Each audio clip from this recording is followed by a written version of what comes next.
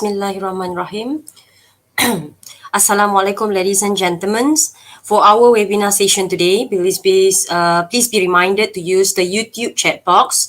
And should you have any question to our panel regarding to their topic on his discussions. And the committee and I, inshallah, will be the one reading them, and we try to convey the question during the Q&A session after the speaker or panel has completed the discussion. All right, next, this is very important to the students. All right, the link for you to fill your attendance will also be made available in the YouTube chat box at the end of the sessions of the day. Failure to do so will result no attendance recorded and no e-certificates. For your kind consideration and cooperation in ensuring the smooth flows of our session today, thank you very much in advance. Assalamualaikum warahmatullahi wabarakatuh, tuan-tuan, puan-puan dan mahasiswa serta mahasiswi. Untuk sesi webinar pada hari ini, saya ingatkan untuk menggunakan kotak YouTube chat box sekiranya mempunyai sebarang soalan kepada panel berkenaan dengan topik yang kita akan perbincangkan, dan saya dan jawatan kuasa akan bacanya dan akan cuba menyampaikan soalan semasa sesi soal jawab selepas panel selesai perbincangan mengenai topik. Seterusnya, yang ini adalah penting, pautan untuk anda mengisi kehadiran anda juga disediakan dalam kotak sembang pada akhir sesi ini, dan kegagalan berbuat demikian akan menyebabkan tiada kehadiran direkodkan dan akhirnya tiada ECQ. Di atas kebaikan dan pertimbangan segala serta kerjasama anda dalam memastikan kelancaran webinar kita pada hari ini. Terima kasih saya ucapkan.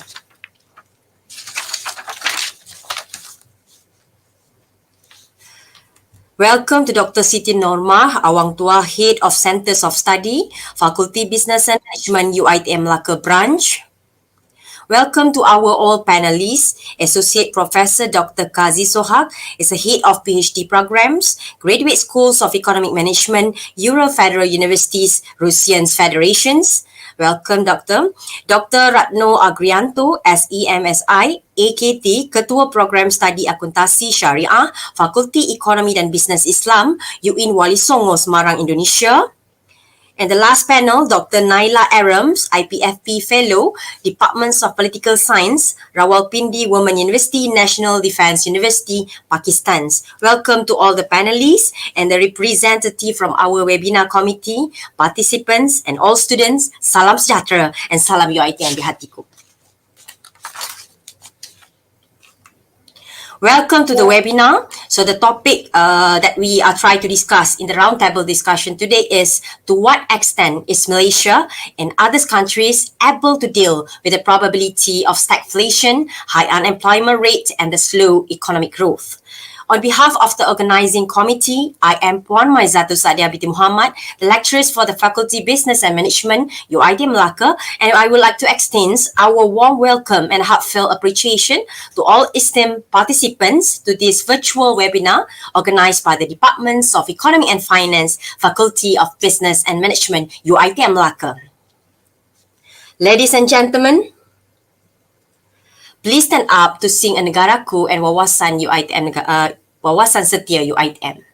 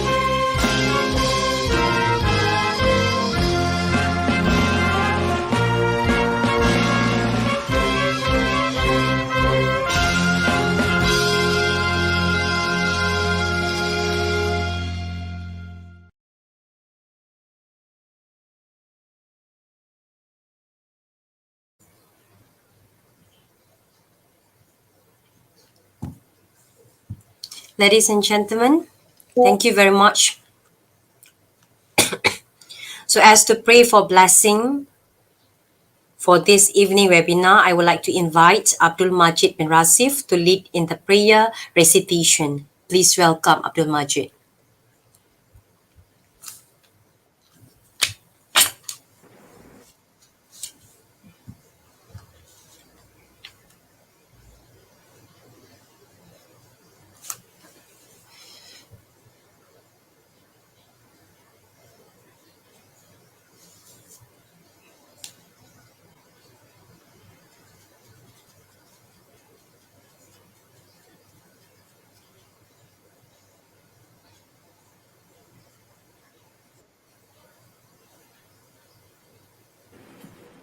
الفاتحة.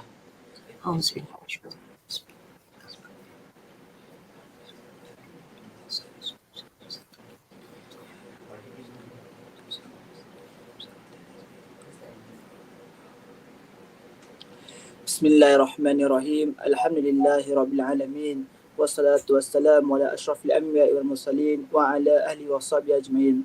Allahumma innaka khallaqul azim, innaka as-sami'ul alim, innaka ghafurur rahim, innaka rabbul arsyil azim, innaka al-barul jawadul karim. Ya Allah, di hari Jumaat yang penuh barakah ini, ya Allah, Engkau lah yang mengisi segala kepujian, Engkau lah yang berhak menerima segala kepujian, Engkau lah yang berhak menerima segala kesyukuran, Engkau lah yang menerima segala pemerintahan. Di tangan Engkau segala kebajikan, kepada Engkau lah kembali segala urusan. Allahumma ya Karim ya Rahim, cucurlah rahmat dan rahimmu ke atas majlis ini yang berlangsung pada tengah hari ini, ya Allah. Berkatilah ia dari awal hingga akhirnya. Ya fa'anu lima yurid, kami juga memohon perlindungan daripadamu segala perkara yang boleh mencacat celakan majlis kami dan dari segala perkara yang melalaikan kami dari berbuat taat kepadamu, ya Allah. Kepadamu jua kami serah segala urusan kami. Ya Allah, lapangkanlah dada kami untuk menimba ilmu pengetahuan pada hari ini, Ya Allah. Rabbana alaika tawakkalna wa ilaika anabna wa ilaikal masir. Rabbana atina fid dunya hasanah wa fil akhirati hasanah wa qina azabannar. Wa sallallahu alaihi Muhammad wa ala alihi wa sahbihi wasallam walhamdulillahi rabbil alamin. Amin. Thank you very much. Respected participants, so this webinar is designed to encourage the involvement of academicians, and we try to establish a teaching and learning collaborations, the IDL, for this code actually is a macroeconomics ECO 211, and which is UITM Malacca lecturers and also involving the industry in this morning and universities and outsides of the country. So we respond to your ITM challenge and we call to take the opportunities and space by establish this collaboration in teaching and learning. So that is a collaboration with these external parties. And teaching and learning in the 21st century is emphasizing four aspects, namely communication, critical thinking, collaboration, and also the creative. And we want our students to expose to the external knowledge to become more holistic graduates. And here we emphasize the sharing skills and expertise among the educator, not only in Malaysia, but also involving other universities from abroad and the industry, inshallah. So this is several of our objective. We try to build a long-term collaboration network through the sharings of views and information regarding about the inflation and hunger in line with the subject's topic of the ECO 211. And we try to responding the parts of the first leaps in the Malaysian higher education development plans from 2015 to 2025.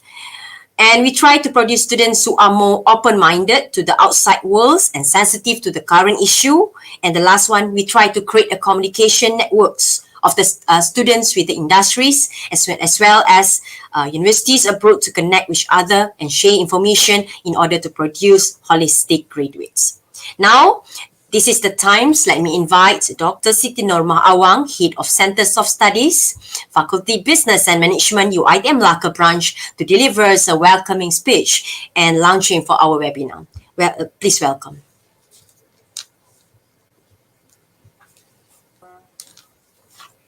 My doctor here. Okay, can you hear my voice? Yeah. All right. Bismillahirrahmanirrahim. Assalamualaikum warahmatullahi wabarakatuh. And good afternoon to everybody who are joining our webinar today. Alhamdulillah, praise to be Allah for giving us the opportunity to be here today to join this webinar. And first and foremost, I would like to welcome our guest speakers in our webinar today. So here we have Dr. Rano Agudianto, Head of Accounting Program, who is from Faculty of Economics and Islamic Business, University Wali Songo, Indonesia. Associate Professor Dr. Kazi Sohag, Head of PhD Program in Rural Federal University, Russia, and Dr. Naila Iram, IPFP Fellow from Rawalpindi Women University in Pakistan. So terima kasih, thank you. All right, thank you. From the bottom of my heart to all the honorable guest speakers, it is my great pleasure and honor to be able to listen to your knowledge sharing in this webinar this afternoon. And I'm very pleased to be here for the official opening of this webinar. And hopefully all of us, especially our business students, will benefit greatly from this webinar. I was briefed by the committee there would be a Q&A session, question and answer session at the end of the session, and I welcome active participation from all students to take this opportunity to ask questions to all the invited speakers. Not forgotten to the committee members, whom I believe are among the economic lecturers from business and management faculty and supporting staffs of UiTM Malacca. Congratulations for your effort and dedication to come up with this project. And I'm sure everybody is working hard in ensuring the success of this webinar. So University Technology Mara is actually one of public universities which has always believed the collaboration and exposure from different academicians in local or international universities would bring UiTM to another level for positive academic achievement, and at the same time fulfill not only the faculty key performance indicator, but I believe, for universities, our other universities KPI as well. So the theme chosen for this webinar is, I think, very interesting and related to topics in macroeconomics, which is under code of ECO 211 syllabus for business program, and related with the current global economic situation, which is post COVID-19. So, in conjunction with the capabilities of Malaysia as a small country, to be able to face economic problems, it is a fact that Malaysia will not be spared with the foreign influence in shaping its economy. As an exporter to many countries in the world, a decline in foreign demand would affect Malaysian GDP and thus decrease the effort to positive investment and Malaysia objective to become a developed nation. So, in addition, as foreign exchange shows unfavorable rate, Malaysia is now facing higher cost in importing goods, which result in higher inflation, especially food bill, which amounted to 63 billion ringgit, as mentioned, in theagemarkets.com, which is in October 16, 2022. And in the end, if Malaysia is not willing to venture into new resources to combat inflation, unemployment rate, it will become higher with slow GDP growth and thus affect the future's national income. So I think the concern about stagflation is inevitable not only to Malaysia but other countries as well. So how are we going to face the economic problems next year onwards will differ according to each country's economic situation. So I strongly believe Russia, Pakistan, and Indonesia as well, Malaysia also, the trading partners for many years have also their own strategies and effort in combating the risk of stagflation as well as other problems. So all the countries react will be discussed this afternoon by each speaker accordingly, I hope. And before I conclude, once again, I would like to congratulate all the communities for organizing this webinar. This concerted effort is very commendable and should be continued in the future. And to all participants, Shabas, congratulations. I wish you all the best and fruitful discussion, and I hope today's webinar managed to give valuable insights for us to understand the ability of countries in managing economies amid global economic conditions as well as nature's impacts towards economy. So, and now with Bismillahirrahmanirrahim, I hereby declare this webinar with the title, To What Extent is Malaysia and Other Countries are Able to Deal with Probability of Stagflation, High Unemployment Rate, and Slow Economic Growth, officially open. Wabillahi taufiq wal hidayah. Wassalamualaikum warahmatullahi wabarakatuh. Thank you very much for the speech and your launching for our webinar today. Thank you very much, Dr. Siti Norma Arwa. Ladies and gentlemen, without further ado, I would like to introduce our first panel, Prof. Dr. Qazi Sohag. And to start off, let me read out the biographies of Professor Dr. Qazi Sohag. Ladies and gentlemen, Dr. Qazi Sohag is an associate professor and the head of the PhD programs at the Graduate Schools of Economic Management, Euro Federal University, Russian Federations. And Prof is also head of the Laboratory for International Regional Economic, and he is adjunct research fellows of the Schools of Commerce and Universities of Southern Queensland, Australia. And beside that, Dr. Qazi is an associate research fellow at our Accounting Research Institute, UiTM Malaysia, and he's an external researcher at Centers of Research Excellence in Renewable Energy and Power System, King Abdul Aziz University, Jeddah, Saudi Arabia. And Prof is contribute authors of IPCC working groups, and he has been appointed by Universities of Merdeka Malang as visiting professor under the world-class professor programs by the Ministries of Education, Culture, Research and Technologies of Indonesia. And he also obtained a PhD in Environmental Economy from the National Universities of Malaysia in 2017. Last but not least, Prof. Kazi Sohab, this is very important, is the top 200 young economists in the world, and he is also top third economist in Russia based on the last 10 years publication. And Kazi Sohab is a regular reviewer of more than 50 high impact journal. His H index is 23, where the total citation is more than 3,300. And Dr. Kazi is awarded several international research grants from different countries, including Russia, Iran, Malaysia, Kosovo, UAE, Indonesia, and KSA. Welcome, Doctor. Our next panel are Dr. Ratno Agrianto, SE, MSI, AKT merupakan dosen di UIN Wali Songo dan merupakan Ketua Program Studi Akuntansi Syariah, Fakulti Ekonomi dan Bisnes Islam, UIN Wali Songo, Semarang, Indonesia. And it was a certified chartered accountant dan juga certified by public accountant CPA, dan ada beberapa karya buku seperti pengantar akuntansi untuk perusahaan jasa, informasi akuntansi keperikuan, akuntansi syariah, manajemen akuntansi wakaf dan lain-lain. Selamat datang Dr. Ratno.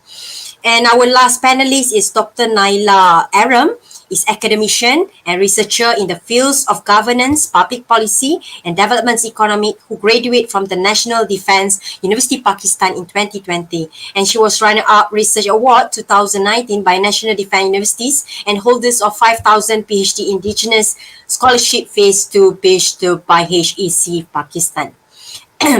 And now, currently, she is working as IPFP Fellow at Departments of Political Science, Rawalpindi Women University, Pakistan, and she has worked as Research Fellow at the Human Security Institute and visiting faculty at the School of Management Science, Fast National University, Islamabad.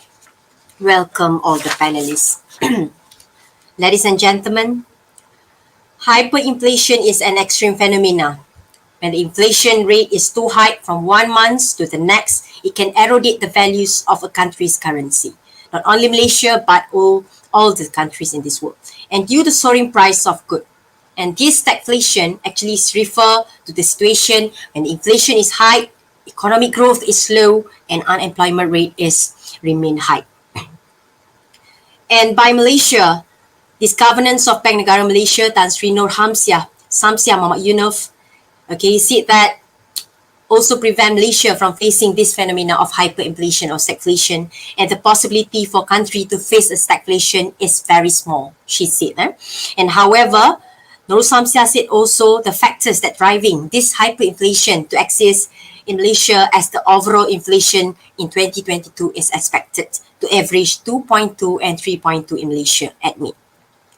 And he explained the parts of inflationary pressure will continue to be curbed by assisting price control and fuel subsidies and oversupply in the economy. Ladies and gentlemen, this current inflation actually is influenced, among other things, the increase in the global commodity price due to the conflict in Ukraine and Russia, disruption to the supply chain, and in addition to this domestic policy. For example, the stagflation in the United States in the 1970s in history. All right. So this is what happened in Malaysia. All right. So we go back to the Russia. Russia actually is the world third oil producer, the second natural gas producer, and is among the top 5 producers of steel, nickels, and aluminium. And it also the largest wheat exporter in the world, almost 20% of the global trade. On this side, Ukraine is a key producer of corn, sunflowers, and is among the top 10 producer for the sugar beets, barley, soya, and rapeseed.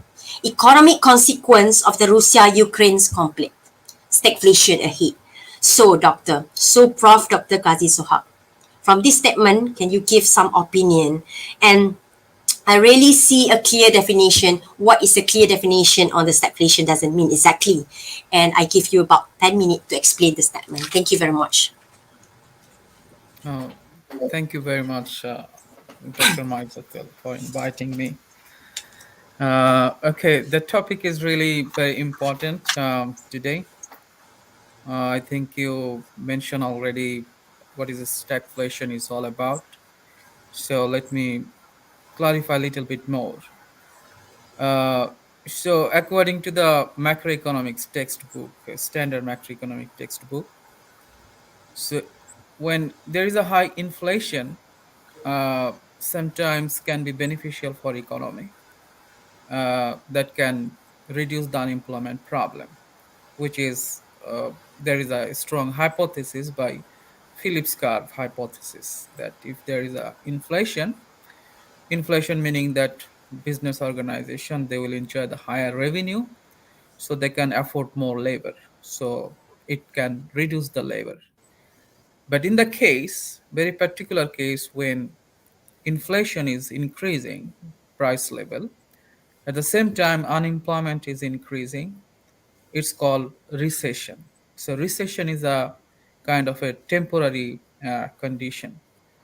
But when recession lasts for a years, many years, that's called stagflation, meaning economic growth is stagnant.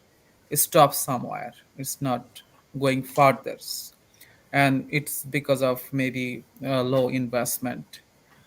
So whether Malaysian economic situation right now, whether we can define as a stagflation or not, I'm a little bit skeptical about it. I cannot say that it is a stagflation. It can be some sort of a recession because it might be a temporary situation.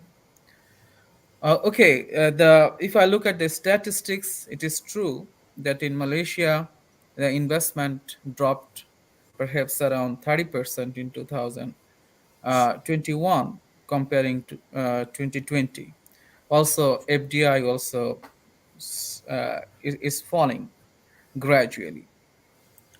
And unemployment at the same time, let's say during the first when pandemic started, it was around 10%. Right now, the unemployment around 8%, so it is coming down. And so, what I should blame for it, whether it is global phenomena or it is a very particular scenario for Malaysia, that's a tricky question. So if I look at very carefully about the Malaysian situation, I cannot fully blame to the international reason or spillover effect from the global problem. At the same time, there are some local problem. For instance, uh, I see that government effectiveness uh, indicator is reducing in Malaysia. At the same time, control of corruption index also declining. This governance issues is related with at least local investment.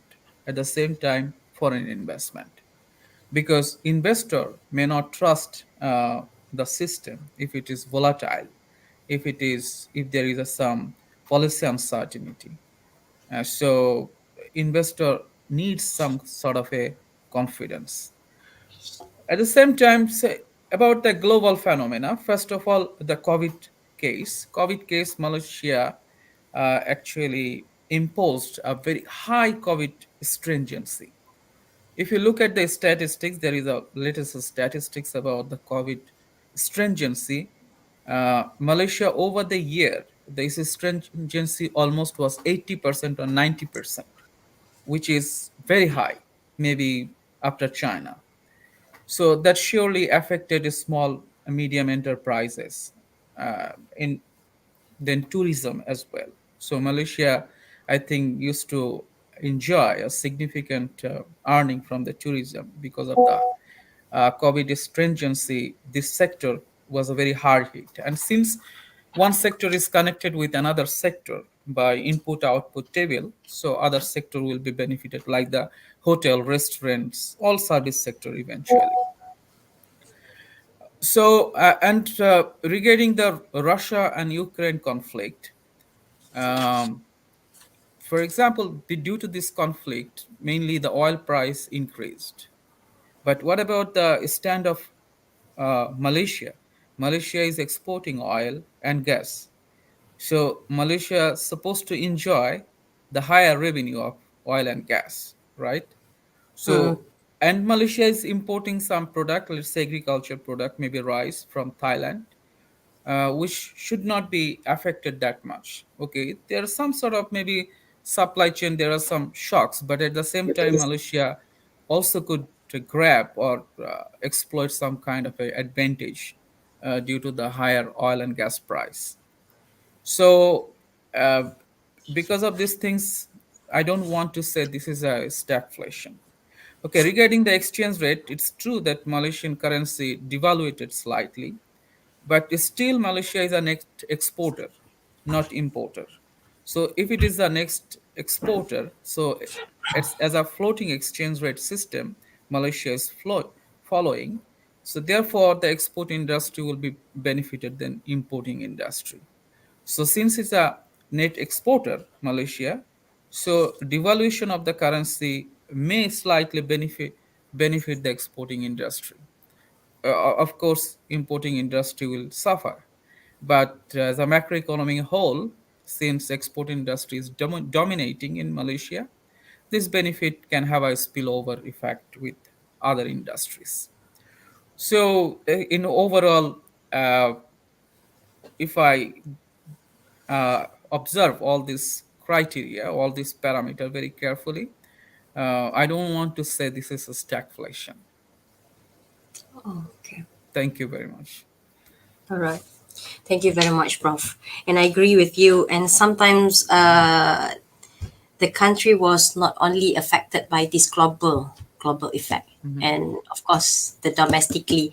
And I agree with you. The stability of political is not stable. The governance, right? And that is one of the reason why the investors not confident to invest to that country. Okay. Thank you very much, Prof, for the answers. And next, uh, Dr. Ratno.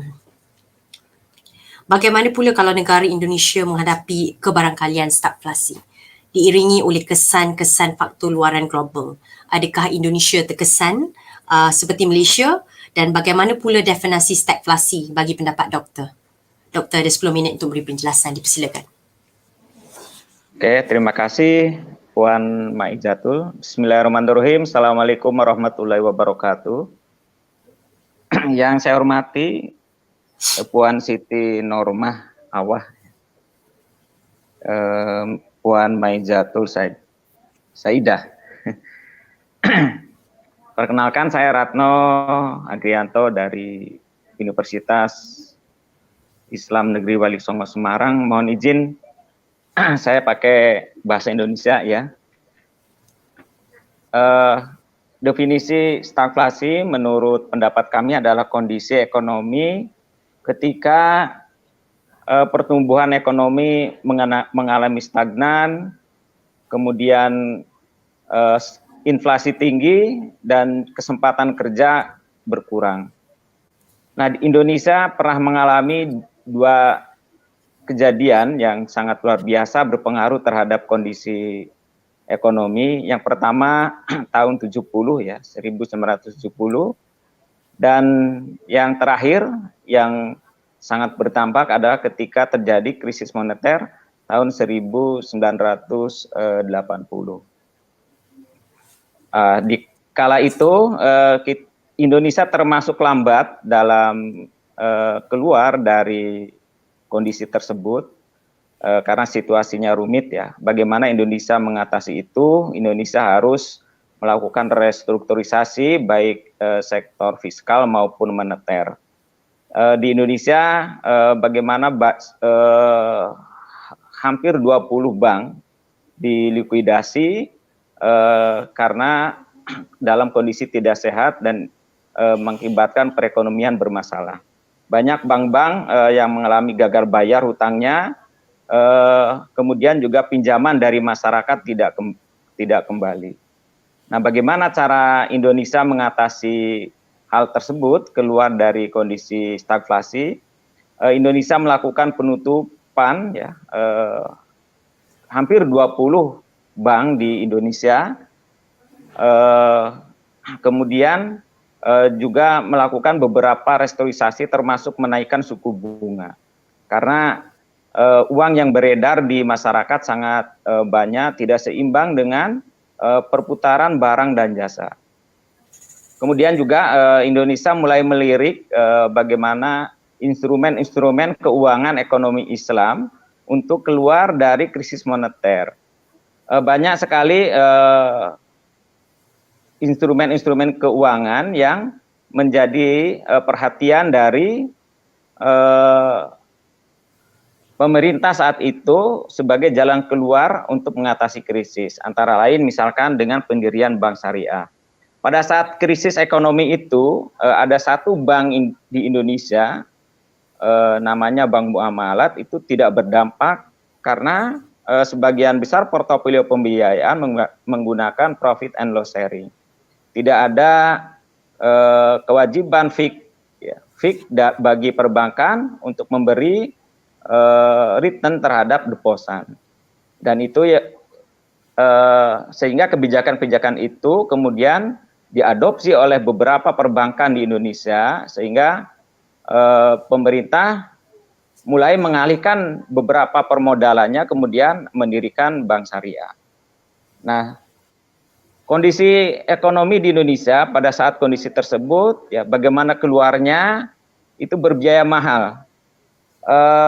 Diperkirakan sekitar 620 triliun yang dikeluarkan oleh pemerintah Indonesia untuk keluar dari kondisi tersebut. Dan diantaranya sebesar 144 triliun itu digunakan untuk bantuan likuiditas kepada beberapa perbankan. Kemudian biaya rekapitalisasi di luar itu sekitar 476 triliun. Jadi bagaimana Indonesia keluar dari krisis terutama tahun 1998 yang sampai sekarang masih terasa dampaknya itu berbiaya besar. Nah itu secara moneter. Kemudian bagaimana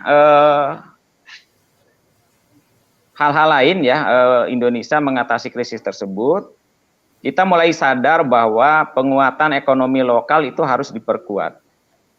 Pemerintah Indonesia mulai peduli ya bahwa keberadaan konsumsi lokal atau konsumsi nasional itu menjadi fondasi yang tangguh dari gempuran krisis global. Maka pemerintah Indonesia mulai menguatkan yang namanya UMKM.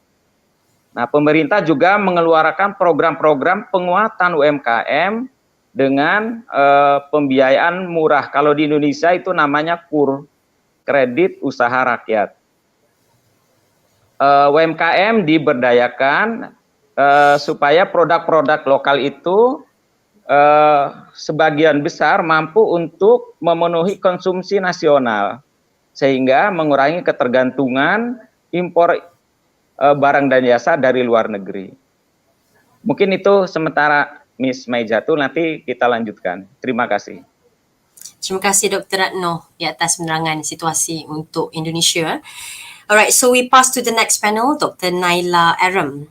Alright, so faced with the additional twin crisis of balance of payment and the political instability, and the Pakistan is experiencing the great stagflation with the average inflation about 25%, and GDP growth expected to remain low 1% to 2% in 2023. So unprecedented monsoon flooding in your countries has made these things even worse. All right, approximately about 35 million people is a fifth of the country, 220 million population has been affected by these raging floods. All right, so initial estimate by the Ministries of Finance suggests that flood has caused a staggering loss about around 30 billion. So this means that the flood has already erased almost 10% of the country's GDPs in your country. So this is a big number, Dr. Naila Aram. So can you explain to the audience what happens and what is clearly definitions of the stagflation in terms of Pakistan and how Pakistan handles about this stagflation? Dr. Naila. Assalamualaikum. Assalamualaikum to the all panelists.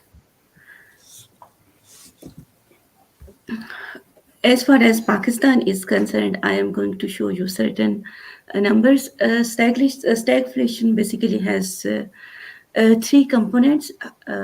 One is high rate of inflation, there is high rate of unemployment, and the economic growth rate is slowed down.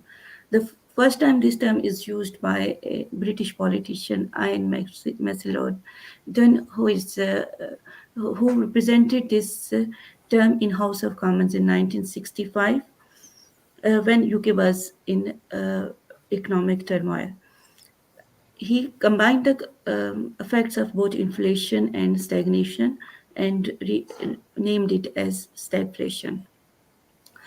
Pakistan inflation rate is this is a monthly inflation rate, and here we can see that in January 2022, the inflation rate was 13%. But as far as we saw in October 2022, it has increased up to 26% of the GDP. This is mainly because of removal of subsidies on um, electricity and basic utilities as per conditionality of IMF program by the government, and increase in food prices because Pakistan has faced floods in recently, and which caused around 30 million people who suffered from these floods. Then we have unemployment rate in Pakistan. It was fluctuating during 2012 to 2021. It was in 6.5% during 2012, but it reduced to 4.1% in 2019, and again it increased up to 6.5%. Basically it was due to pandemic effect and macroeconomic imbalances within Pakistan that caused business to suffer a lot. That's why their unemployment rate is increased. Then we'll have GDP growth rate of Pakistan. It was 3.84% in 2012, and it was negative 0.47% in 2020, mainly due to pandemic. And again in 2021, it is Pakistan is on slow growth track. It is around 3.94% of GDP. As far as Dr. Kazi already explained this Philip Curve theory, which states inverse relationship between inflation and unemployment, and stagnation contradicts this theory by emphasizing that inflation moves parallel to unemployment. And the unemployed workers cannot get grants or targeted subsidies, uh, considering it will result in more consumer spending and hence inflation. So the unemployment ratios remains dangerously high and output inadvertently low. Similarly, tax incentives and aggressive spending by the government would increase growth on the one hand and aggravate inflation on the other. Stagflation can be caused by supply side shocks such as sharp increase in oil prices and supply chain disruptions, or poor economic policies such as too high government spending or too low interest rates. Pakistan is in a state of inflation, stagflation, because Pakistan is suffering from twin deficits. Pakistan's balance of payment is negative. Pakistan fiscal deficit is also negative. Foreign reserves are minimum, and Pakistan has signed a bailout package from IMF. That's why we can say that Pakistan is suffering from stagflation. Thank you. Thank you very much. Thank you very much, Dr. Naila Aram.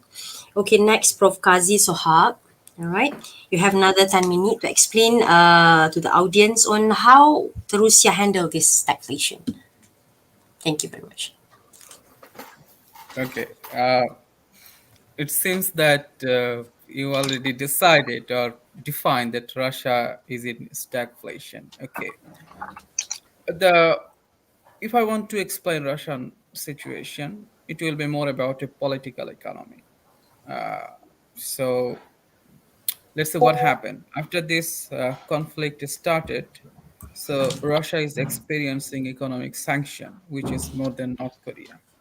Understand? So most of the international brand, they simply left the country uh, out of maybe hatred.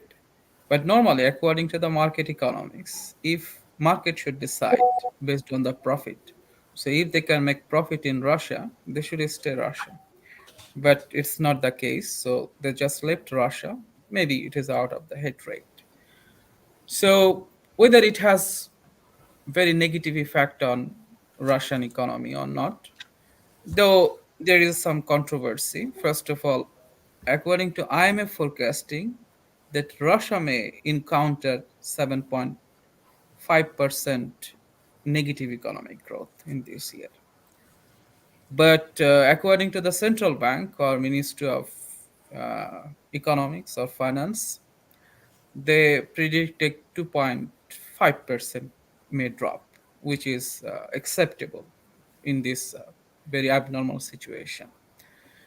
So, how Russia deal with these things? That's the tricky part. So, Russia is very different than Malaysian economy or Pakistan economy or even Indonesian economy. First of all, as you correctly mentioned, that Russia is the third largest oil producer, second largest gas producer, and Russia possesses a huge amount of very critical minerals. And Russia has a surplus about the wheat production, corn productions, and so on and on. So this sanction effect, first of all, since cannot export their product, particularly oil and gas, to European Union, but at the same time, Russia significantly increased their export, her export to China and India. Though the Russia is providing some sort of a discount, but still this discounted price is higher than the average price in normal situations. So in that case, Russia is still enjoying the high inflow of hydrocarbon revenue. So that's why still Russia fiscal there is no fiscal deficit, rather surplus.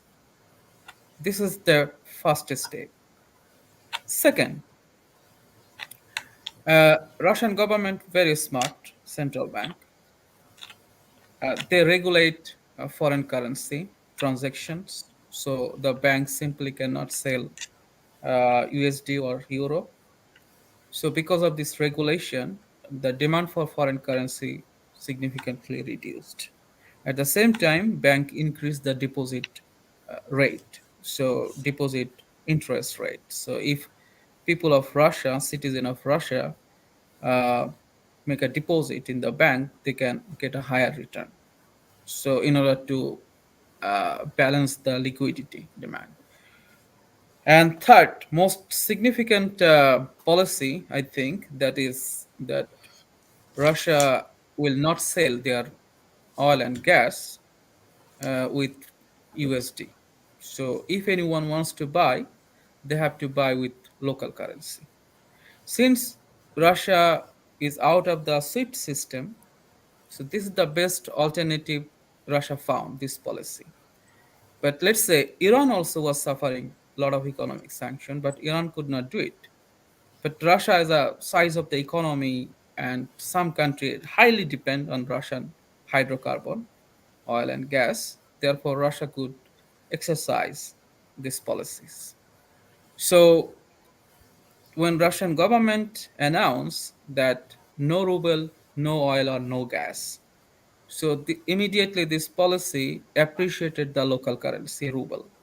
So during when the conflict started, sanction imposed, the Russian ruble was 130 or even 40 per USD.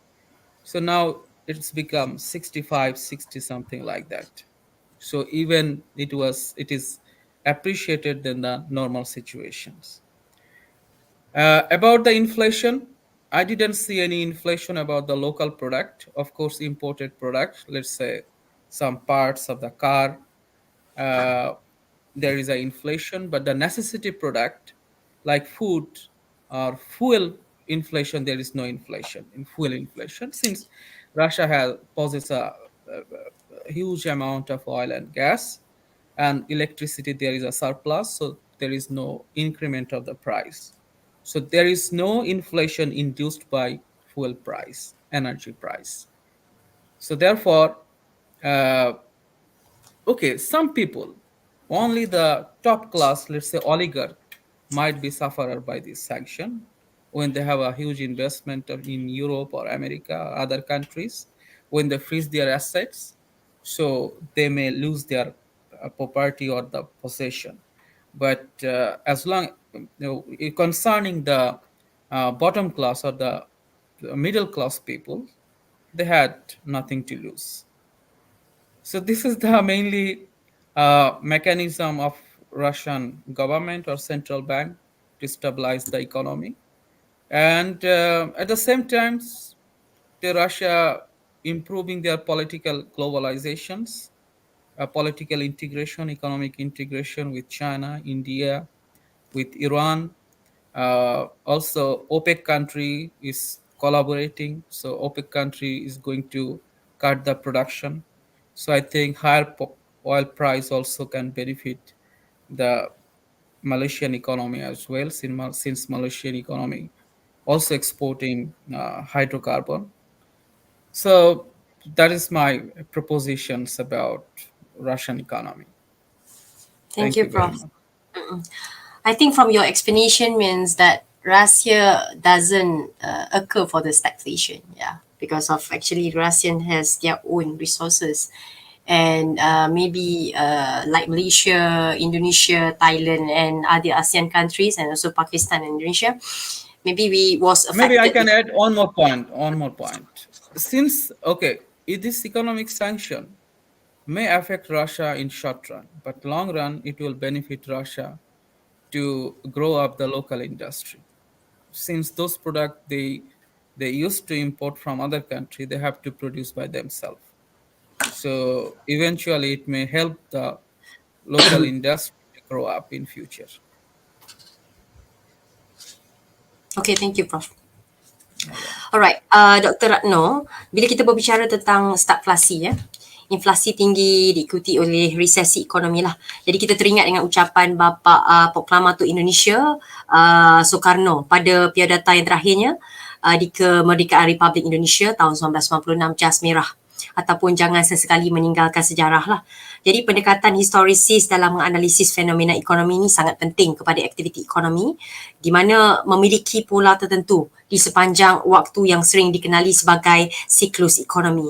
Jadi fenomena stagflasi seperti negara kita ni yang sekarang ni sangat dikhawatir oleh sejumlah ekonomi dunia.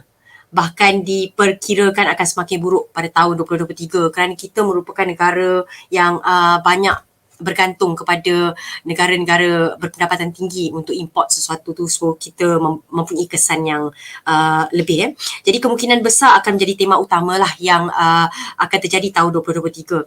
Jadi Dr. Ratno, maksudnya stagflasi ni bukan satu hal barulah dalam sejarah. Dia mungkin akan berulang kembali lah bagi negara-negara tertentu, maksud saya yang kalau negara-negara yang mempunyai resources dia kurang kesannya berbanding dengan negara-negara kita. Jadi boleh Dr. Ratno jelaskan bagaimana Indonesia mengatasi masalah stagflasi ni? Ya, terima kasih Puan. Saat ini kondisi ekonomi Indonesia posisi fundamental masih dalam keadaan bagus ya. Tapi seperti tadi yang Puan sampaikan bahwa stagflasi itu berulang. Dan Indonesia pernah mengalami kejadian besar tahun 1970, 1998,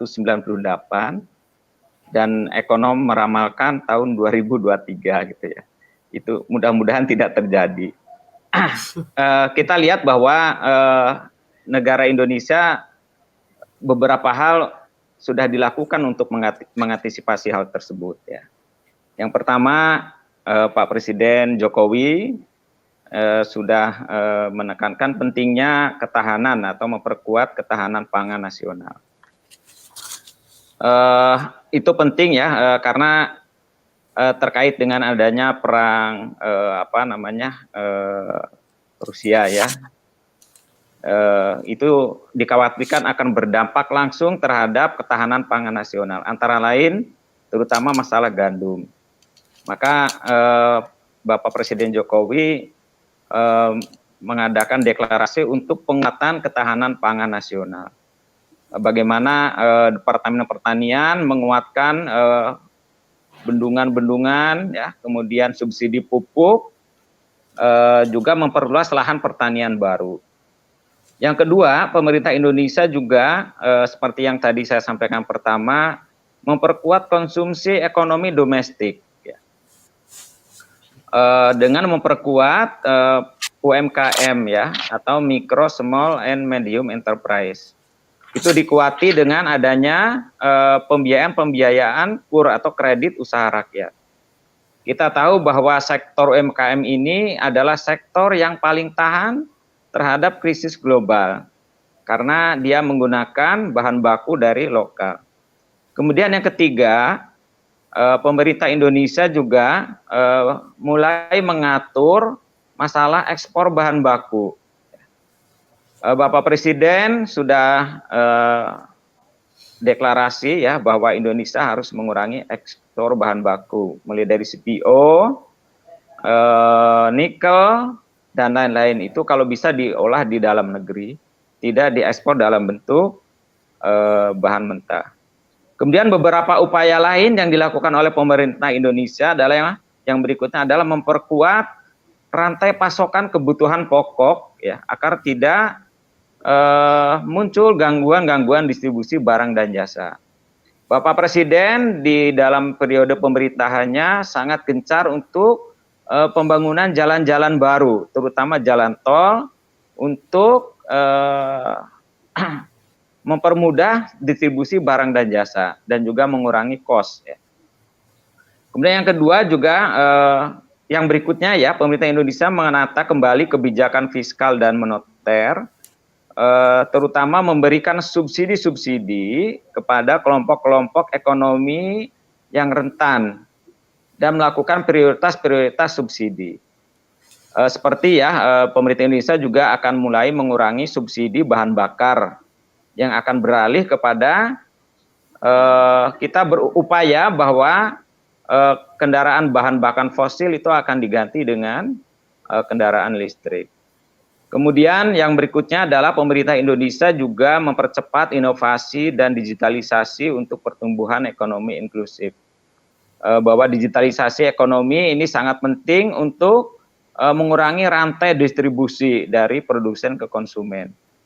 Kemudian yang berikutnya adalah pemerintah Indonesia melakukan pemerataan dan keadilan ekonomi, ya, di mana beberapa jenis-jenis usaha seperti usaha koperasi, ya, kemudian juga mengatasi penguasaan lahan kelompok korporasi tertentu, ya, mengurangi penguasaan lahan, kemudian optimalisasi BUMN. BUMN atau badan usaha milik negara diupayakan dapat menggandeng beberapa UMKM untuk dapat sustainable. Kemudian yang berikutnya, pemerintah Indonesia juga menguncurkan dana desa. Kita tahu bahwa pertumbuhan ekonomi bukan hanya harus tumbuh di perkotaan-perkotaan, tetapi juga harus tumbuh juga di perdesaan. Pemerintah Indonesia konsen untuk memberikan dana desa, dan itu untuk mendorong pertumbuhan ekonomi berasal dari desa-desa. Itu, Puan. Terima kasih. Terima kasih, Dr. Ratno.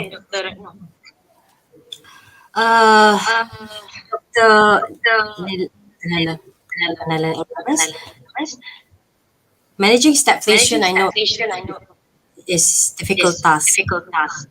So many so far Pakistan trapped in the crisis economy. So as I said that politics has hit almost 20%. So Dr. Nelly Arams, opinion about this effect the pandemic on the economic growth. Most of the countries in the and hit by all these conflicts. So how this Pakistan handle Dr. Naila Arab. Okay. I just want to share my screen.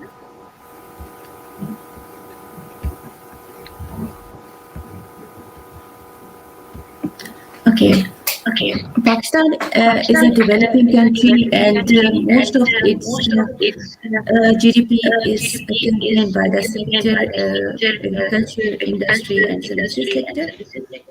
Services sector contributes largely in the economy, whereas economic agriculture sector also has around 22% share in Pakistan's economy. Uh, and industrial sector is still lacking in as share of GDP, because agriculture during recent floods, uh, agriculture sector affected badly, and it caused major crops were damaged due to those floods, and the sector reduced its productivity in first few months of 2022. Pakistan's tax revenue as a percent of GDP. Here we can see that tax revenue of Pakistan is was very low in 2010, and it was increased in 2015, raised up to 6% of GDP. But in 2021, it is around 5.75% of the GDP. But the tax structure in Pakistan is mostly it is based on indirect taxation. Around 80% of population of Pakistan is without tax net.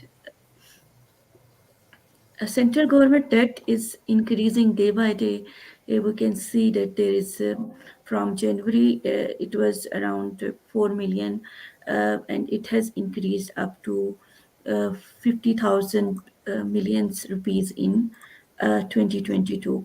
And the government takes debt in order to finance their finances, and most of the income of the government pays in as a circular debt, and uh, in return, when the government is unable to pay, it takes again debt, and Pakistan economy is trapping again in this heavily taxation debts. Budget deficit of Pakistan is negative since 2012. It is a it is minus 7.1 in 2021, and budget deficit is the gap between income and government's income and expenditures. The government expenditures are more than its income. That's why it is negative.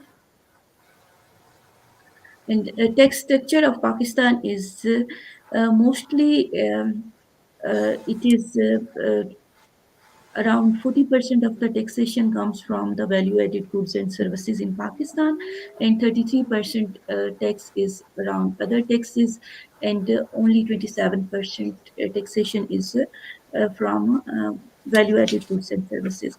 If we compare this tax structure with other countries, we can see that other countries has personal income tax, corporate tax, social safety contributions, but Pakistan still lags in these kind of tax structures.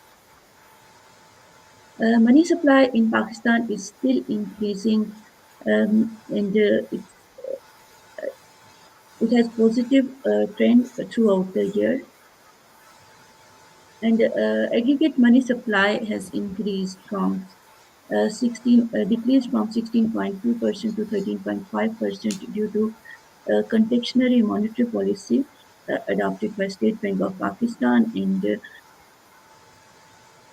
as you can see that interest rates in Pakistan was 9.75% in January, but in order to control this hyperinflation, government increased interest rates up to 16% of the GDP. Stagflation in Pakistan mainly occurred due to supply shocks, as it has increased by increase in oil prices due to Russian-Ukraine conflict, and due to floods in Pakistan. And Gunnar Medal Nobel Prize winner identified structural factors that adds to inflation. Developing countries like mechanisms like they lack built-in structures that can smoothly in out imbalances occur in consumption and investments through supply shocks. This is because of structural factors that dependence in agriculture, institutional factors because developing countries lacks in governance structures, and they have lack funds for research and development. Pakistan is a developing country, and agriculture share most of the population, around 60%, still depends on agriculture for its livelihood, and uh, because this sector suffered a lot during recent floods, and most of the government financing is happening through internal and external sources. Internally, Pakistan is borrowing from a state bank, and externally it is from Saudi Arabia, UAE, China, and Pakistan also signed a bailout package with IMF. And due to meet these conditionalities, the food inflation in Pakistan triggered because it was in IMF conditionality that Pakistan has to remove subsidies and increase basic utility prices. So that's all. Thank you. Thank you very much. Okay, we go to the next panel, Prof. Dr. Kazi Suhab. So I agree with you that you say that Russia not contribute to the stagflation. Okay, so what's your opinion for others country? Okay, about this stagflation, what is actually the factor that contribute to this stagflation? Please, Dr. Kazi. Okay, the situation, let's say for Malaysia, it can be better by, I think the main factor is that driving factor, I should say, is good governance. If governance is really promoted and investors are confident to invest, in that case, economy can boom again. Because Malaysia infrastructure is well developed, so there is no energy crisis here. So all uh, Malaysia needs a good governance. At the same time, they need a more political globalizations, economic integrations, more trading partners. This is how Malaysia should look forward. So it's need a very good diplomatic relationship with the partner countries. Uh, that's my suggestion about the Pakistan situation. Is really very tricky since higher energy price, it will induce inflation, and since that's a highly populated country with huge demand of necessity product, along with unemployment problem, low investment and government deficit. And when there is a deficit, meaning that government cannot perform freely, there all these loans are highly tied with so many conditions, as Naila perfectly stressed that the government has to remove all the subsidy. So the poor segment of the society will suffer a lot with the high inflation, because when there is a inflation in the economy, the resources shift from the one hand to another hand, and mostly the lower segment of population is highly infected, affected by these policies. So about the Indonesian economy, I think Indonesia is on the right track. This government is very smart in terms of diplomatic relationship, trade partners, and day by day, the influence of Indonesian economy in the internationally is increasing. So recently, Indonesia hosted G20 meetings. So I'm observing very closely that Indonesia is on the right track, I think. Okay, Prof. Thank you very much. Okay. All right, it's a good advice actually for every country. Alright, so seterusnya Dr. Ratno. Okay, saya bagi satu situasi lah.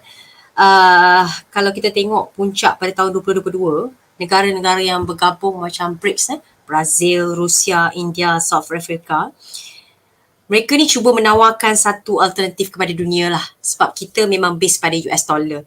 Jadi satu mata wang alternatif yang lebih stable. Alright, so yang sering disebut sebagai kebijakan dedolarasi. Jadi dia cuba usulkan mata wang yang berbasiskan pada komoditas, jarang untuk melindungi cadangan devisa masing-masing negara sebagai alternatif dolar. Dan dia tidak hanya menawarkan mata wang baru, tetapi dia cuba membangunkan satu sistem transaksi perdagangan antarabangsa yang setara, iaitu SWIFT. Jadi Dr. Ratno, adakah stagflasi ni sebenarnya ada kaitan dengan faktor status dolar sebagai global reserve currency yang sering disalahgunakan oleh AS ataupun Amerika sebagai satu alat untuk mempelancarkan hegemoni AS di dunia, ataupun mungkin ada faktor-faktor lain? Silakan Dr. Ratno. Ya, terima kasih Puan. Ya, mengenai dolar ini ya, kelihatannya Indonesia, Malaysia ini tidak bisa lepas ini ya dari dolar ya. Jadi hegemoni US dengan dolarnya ini memang masih kuat ya, sebagai jalan masuk untuk menekan perekonomian negara lain. Kalau di Indonesia tahun 1998 itu karena dolar ya, jalan masuknya lewat dolar ya, penurunan nilai tukar rupiah terhadap dolar. Kalau tahun 1970 itu ada faktor minyak ya, ketika negara-negara Arab Teluk itu mengurangi kuota ekspor minyak ya, sehingga harga minyak naik, itu menjadi jalan masuk terhadap inflasi yang tinggi. Jadi kalau di Indonesia ini kita tidak bisa lepas dari dolar ini ya, kita harus punya strategi lain itu. Sehingga kelihatannya pemerintah Indonesia untuk mengurangi hegemoni dari dolar itu mulai melakukan transaksi langsung ya, seperti dengan Cina langsung rupiah to yuan. Mungkin dengan kita juga Puan, kita harus membangun bisnis direct Indonesia sama Puan ya. Kita jalin jaringan bukan hanya sektor pendidikan tapi bisnis ya. Nah, ke depan kita harus kita harus jalin bisnis nih Puan ya, Semarang Indonesia dengan Malaysia ya. Indonesia punya produk low cost ya, cloth, pakaian ini ya, batik and other ya, banyak sekali. Malaysia ekspor Indonesia, we are direct business, ringgit to rupiah. Oke ya. next time. Oke, Dr. Faktor lain ya selain dolar, mungkin juga ya penyebab buruknya perekonomian, minyak ya. Kita tidak bisa lepas dari minyak. Sehingga dalam kondisi perang ya, Pak Jokowi datang ke Rusia ya, mungkin beberapa negosiasi minyak, kemudian juga gandum ya. Kita tahu bahwa Indonesia terkenal dengan Indomie ya, Indomie ekspor Malaysia, mungkin Pakistan, India ya, juga mengenal Indomie ya, itu bahan bakunya gandum ya. Itu juga bisa menjadi pemicu lain dari krisis ya. Kemudian juga ya, pemicu lain juga kondisi pasar ekspor Indonesia yang kurang baik. Misalkan ya, Indonesia dengan Rusia ya, itu perdagangannya sekitar 167 juta US dollar. Itu tentu akan berpengaruh jika terjadi situasi yang tidak stabil. Mungkin itu Puan, jadi poin penting ini, next time kita harus bisnis ini ya. not only paper. Oke, terima kasih. Okay, Dr. Naila. Alright, so not only Dr. Ratno boleh off mic. Okay. I think not only Malaysia, Okay, every transaction is based on the US dollar, and we know that the monopoly of this US dollar. So, do you think that every transaction is based on US dollar is one of that contribute to the situation in the Pakistan? Dr. Naila, or Yes, maybe I think so because this fact. most of the Pakistan transactions is in US dollars internationally, and Pakistani government should revise this. I think so. It should engage. It should engage in trade in local currencies like in China with China and um, might be sometimes with Russia, so that it can benefit from these trades.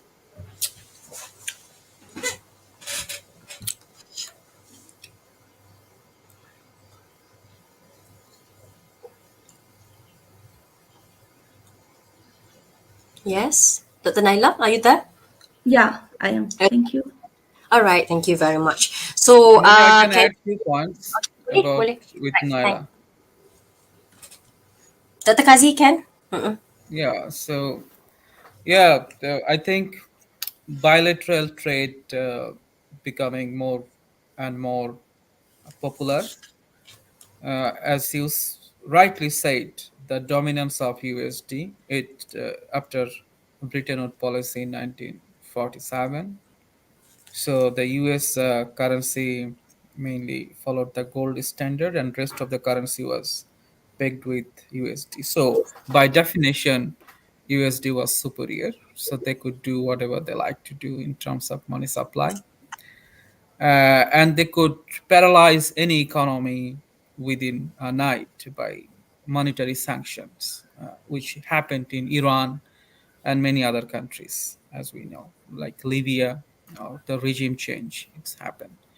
But bilateral trade with local currency is not very easy. It's meaning that central bank to central bank, they should have some agreement. So let's say Pakistani central bank should buy, if they want to trade with Russia with the local currency, then the Pakistani central bank should buy a huge amount of ruble from Russian central bank, and Russian central bank should buy Pakistani currency, rupiah, I guess. Then the business from Pakistan, like say one party, and from Russia, they can have a transactions with the local currency, but which need a political understanding. Uh, that can be alternatives. But for example, Russia did right things, right policies. When Russia encountered the sanction in Crimea issue 2014, Russia introduced Mir card system, which is kind of a like a Visa or Mastercard, and it's becoming popular. Even Thailand is going to adopt the Mir card system. So meaning that a Russian tourist can pay with the Russian local card to any transaction in Thailand and Hmm. other CIS countries, or including Turkey. It's very good info, Doctor. Can we wrap up our session?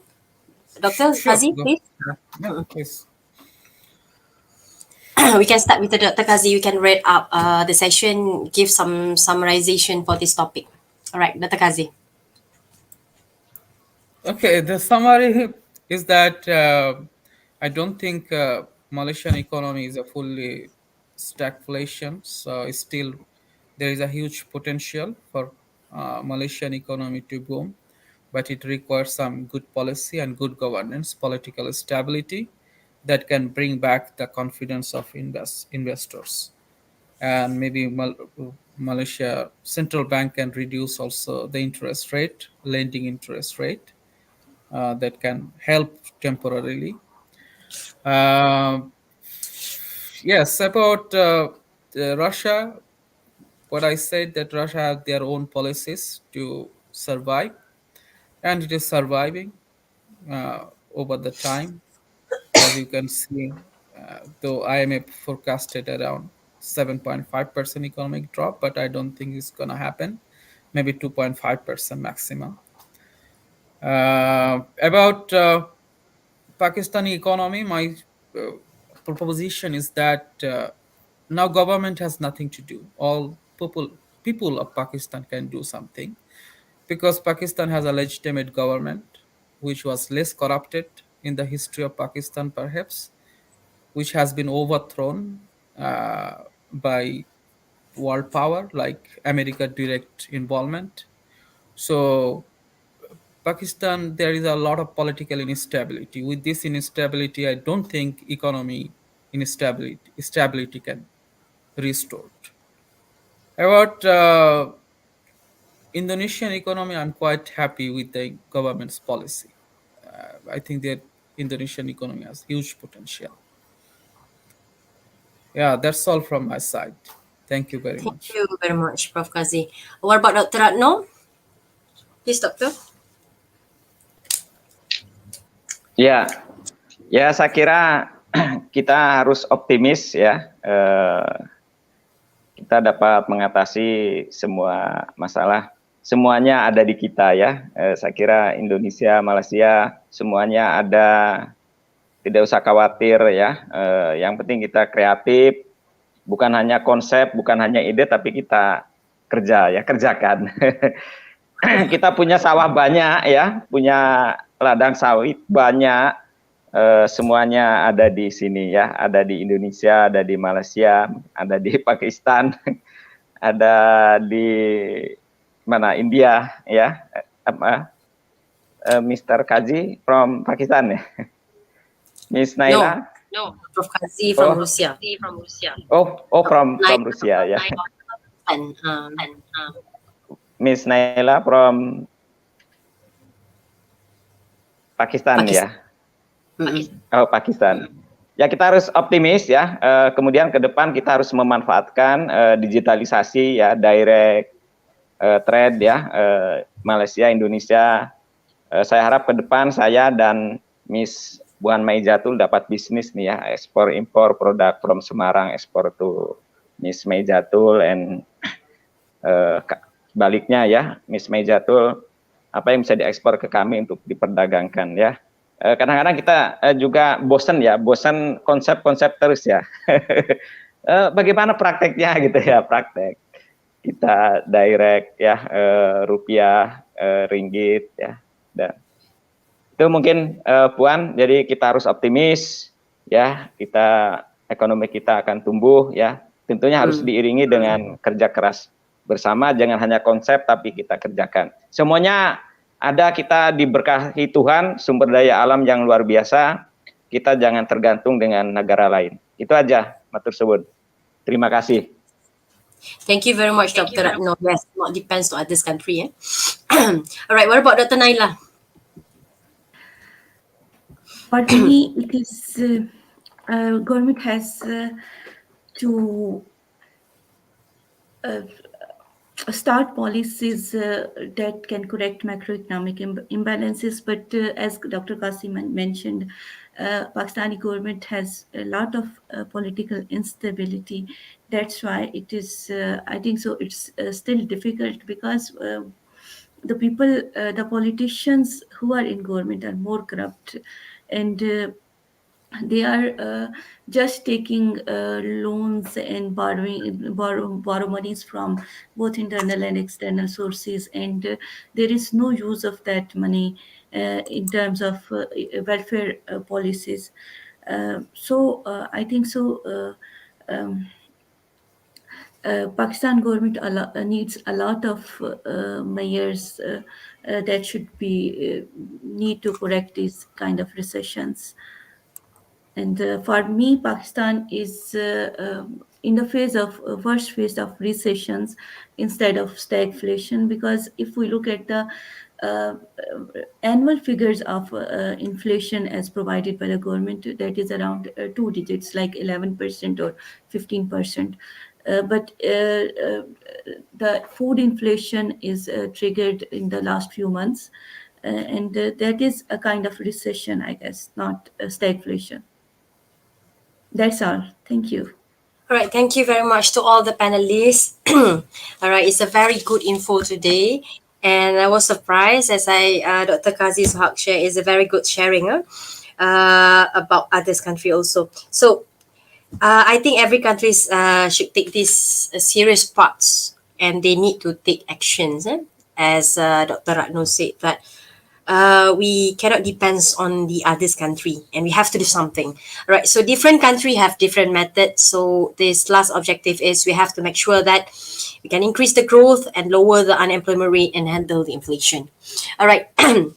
Okay, thank you very much for all the panelists for an interesting, the fruitful, smooth and exciting roundtable discussions. And I now open for the Q&A session. All right, let me show one question from this Kazi Musa. All right, wait. To Dr. Naila, huh? Can you see it? Dr. Show it. To Dr. Naila, due to various adverse macroeconomic factors, you demonstrate, and still Pakistan has adopted budget deficit through the issuance of external public debt. Dr. Yes, Naila. Pakistan government is taking a Yes. lot of borrowing from internal sources and external sources, and that's why the budget and taxation is around 5% of GDP, and around 80% of Pakistani population is still in tax is not included in tax nets. That's why the more burden is on external sector and external borrowing. That's why it adds to the adverse condition, macroeconomic conditions to Pakistan. Thank you, Musa. All right, wait, another one. Considering the issue, wait, okay, can you see it? Sure.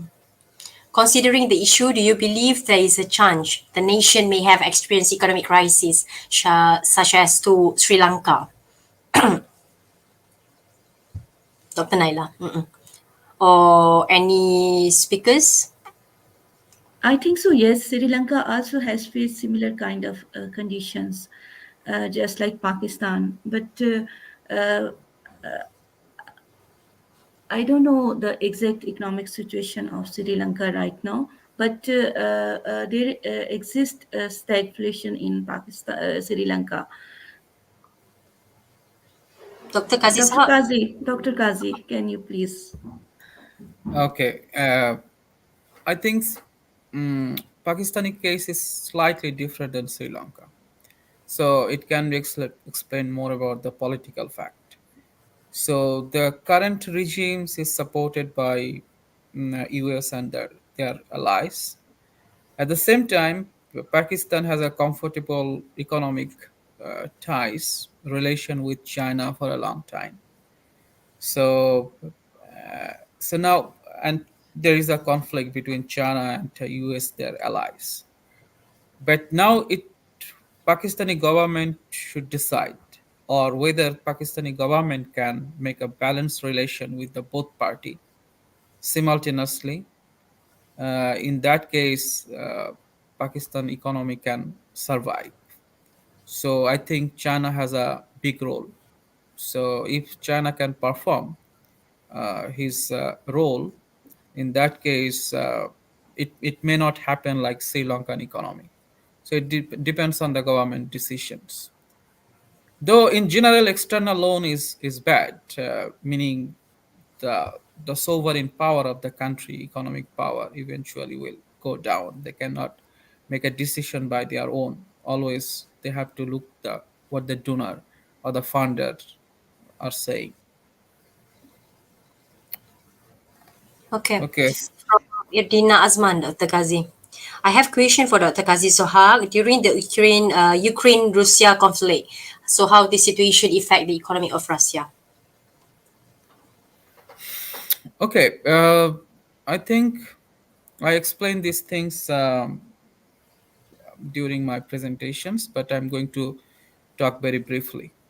So this is a very unique situation because after once the conflict started, so Russia experienced a biggest economic sanction, one after another, which is more than North Korea. So it's kind of isolation, but still economy is surviving. Of course, all the international companies, international brand, they left the Russia. So that's giving the local companies to boom. But in the case of hydrocarbon export, which is the main source of income, that's going on. Russia didn't face any problem. Uh, okay, slightly problem with the freight cost, because since there is a lot of pipelines to supply gas to Europe. Now, if Russia wants to supply to China or India, so the cost of freight cost can be higher, but that may not be a big problem, since China increased uh, importing oil from Russia significantly, even higher than the Saudi Arabia. So still Russia government is not facing any budget deficit. So that is the key of Russian economy for surviving. And Russian currency also evaluated better than before. I think this sanction has a long-lasting effect. There are some pros and cons. So in the short run, Russia may lose something, but in long run, many new industry will grow. So that's my proposition. Is another question. Sheikh Muhammad Aziz Wafar. Dr. Kazi Sohag, I have a question to ask. So the question is, how Russia protect country from this external effect, from the global effect? Uh, yes, this is a very good question. So we can see the global effect. We can date it back in 2007, when there was a financial crisis in United States. Many partner country immediately suffered because of heavy reliance of remittance or the foreign earning by exporting. In that case, what about Russia? Russia is exporting oil and gas, which is kind of a inelastic product, because let's say German, one of the major importer. So when Germany was importing cheaper energy from Russia, German industry grew. So now what happened to Germany? When the price of oil and gas increased significantly, about the 40% industrialization dropped or shifting from Germany to other country. They cannot afford because of the higher production cost. Since I think most of the service economy and oil importing country are highly sufferer. Since Russian economic structure is mostly the real economy and less service economy, therefore Russian economy is not hard hit by any sanctions. And since Russia has a alternative partner, exporting partner, like India and China, they are buying, still buying. So therefore, Russia economy will survive, I think. Okay. Nurul Shafika, with the Ukraine-Russia conflict and other global issue, how this situation affect the economy of Pakistan? Dr. Naila. Yeah, Pakistan is mostly oil importing country, and Pakistan imports industrial goods, uh, palm oil, dry milks, and most expensive goods. That's why Pakistan's imports are more than Pakistan's import, and Pakistan balance of payment is still negative. So that's why if these kind of issues arises again, it will the Pakistan economy will suffer more due to these issues. Thank you. Dr. Ratno Nur Ain Nabila, bagaimana negara Indonesia melindungi negara dan luaran strategi kesehatan kepada negara? Ya, terima kasih atas pertanyaannya. Dampak global ya, kita sudah negara saling terhubung. Tentunya kita tidak menghindar ya, tidak bisa menghindar dari dampak global. Namun yang dapat kita lakukan adalah meminimalisir dampak global itu terhadap perekonomian nasional. Tadi sudah saya sampaikan bahwa Indonesia sudah melakukan beberapa hal yang bersifat mikro maupun makro. Yang mikro ya, terutama ini konsennya Bapak Jokowi ya, kita perlu penguatan small and medium enterprise atau UMKM ya. UMKM harus diperkuat untuk pemenuhan konsumsi nasional. beberapa hal dilakukan oleh Pak Jokowi, antara lain ada pemberian KUR ya, kredit usaha rakyat.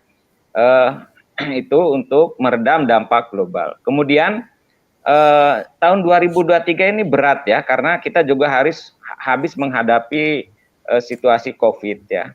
Di situasi COVID tersebut ya, pemerintah Indonesia melakukan refocusing anggaran ya. Kita fokus ke pemenuhan kebutuhan masyarakat ya. Kita saat itu mengurangi beberapa belanja-belanja yang sifatnya belanja modal maupun juga belanja program. Kita utamakan untuk pemenuhan kebutuhan bahan pokok masyarakat. Kemudian juga di tahun 2023 pemerintah Pak Jokowi masih juga konsen untuk perluasan infrastruktur baik pertanian maupun infrastruktur transportasi. Yang diharapkan kesemuanya adalah pertanian untuk pemenuhan pangan nasional, transportasi untuk kemudahan ya arus barang dan jasa, yang diharapkan itu akan mengurangi cost ya, cost transportasi. Jadi pemindahan barang dan jasa dari daerah satu ke daerah lain itu biayanya rendah. Kemudian juga mempercepat digitalisasi ya. Indonesia termasuk negara yang pesat ya digitalisasinya. Namun memang ada indikasi bahwa produk-produk kita di platform digital juga banyak dipenuhi oleh produk-produk dari impor ya. Untuk itu Pak Jokowi juga sangat memprakarsai bagaimana produk-produk lokal itu juga mampu eksis di platform digital ya, Shopee, Tokopedia ya. Kita harapkan juga nih ke depan, sekali lagi saya ingin kolaborasi nih antara Semarang dengan Malaysia ya. Kita koordinir, kita dosen-dosen mahasiswa kita juga real bisnis ya, bukan belajar konsep saja. Maybe you can do collaboration with the Prof. and Dr. Nali. Amin. Ya, terima kasih. Prof. Kazi. All right, thank you very much, Dr. Ratno. Sheikh Muhammad Azim, again, Dr. Naila Aram, I also have a question to ask. The question is, how Pakistan handled the impact from this pandemic COVID-19 on economic growth, employment rate, and also the development? During pandemic 2019, there was the government of Imran Khan, and that government performed very well during pandemic because they have imposed smart lockdowns and the business was still running condition, and there was not whole lockdown like in some other countries. And Pakistan at that time government provided certain sehat card facilities and other subsidized program that helped poor, and that's why during pandemic the government performed really well, and the economy of Pakistan survived. Thank you. All right, Dr. Ratno, last question. Soalan ini ditujukan kepada Indonesia mengatasi Oke, terima kasih. Ya, Indonesia pertumbuhan ekonomi saat ini 4, ya, 4, saya kira dalam kondisi sekarang bagus ya. Artinya dibanding dengan negara-negara lain, kita masih dalam kondisi fundamental kuat. Beberapa hal yang dilakukan oleh pemerintah Indonesia,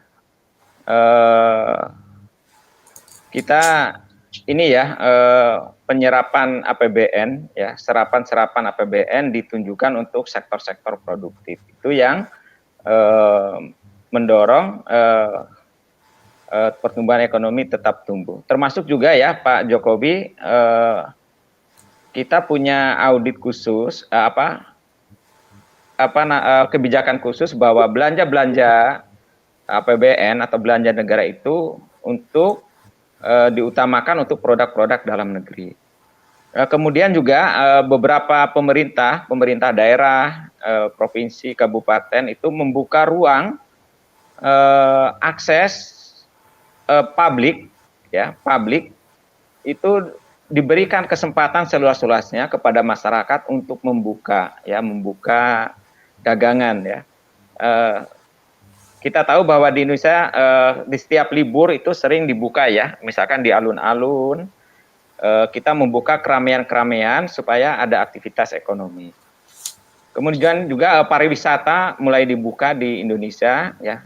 Kita tahu dengan kemarin momen G20 di Bali itu menjadi momen bahwa pariwisata Indonesia itu sudah mulai aktif kembali.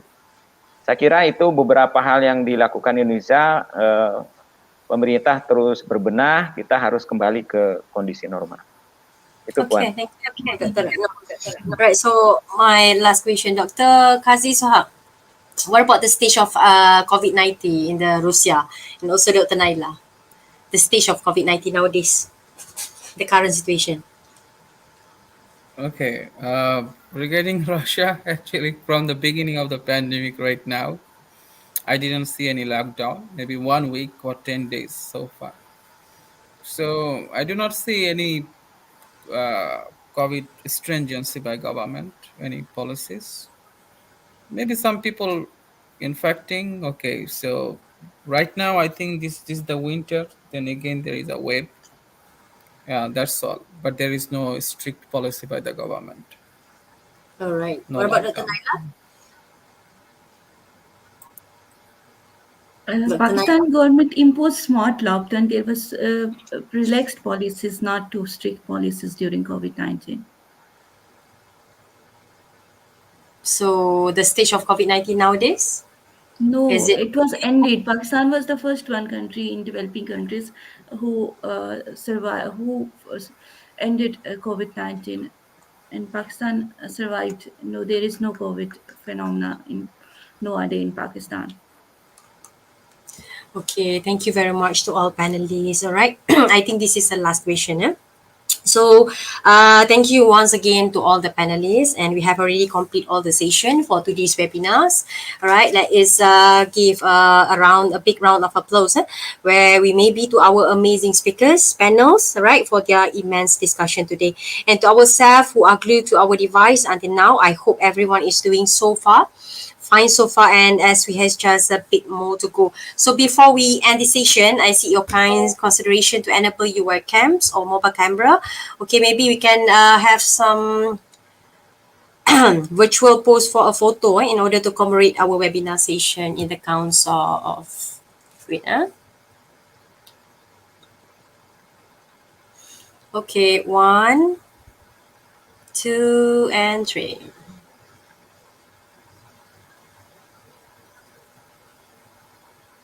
Okay. So ladies and gentlemen, we have come to the ends of the closing ceremony for the webinar today. On behalf of the organizing community, I would like to express my utmost gratitude to all of you to making our webinar today a huge success. And I would also like to take this opportunity to congratulate and thanks to the organizing community for their relentless efforts in making this webinar possible. Thank you once again, and thank you for all panelists, and congratulations to all, and inshallah we can see you all next time. Thank you very much. And for the students, right, please don't forget to fill the G form attendance and we'll get the e-certificate. Thank you very much. Assalamualaikum warahmatullahi wabarakatuh. Bye-bye. Waalaikumsalam. Bye. Dr. Kaji, Miss Naila, I hope next time we can collaborate. Okay. Inshallah. Bye-bye. Puan. Bye. Terima kasih. Assalamualaikum. Waalaikumsalam.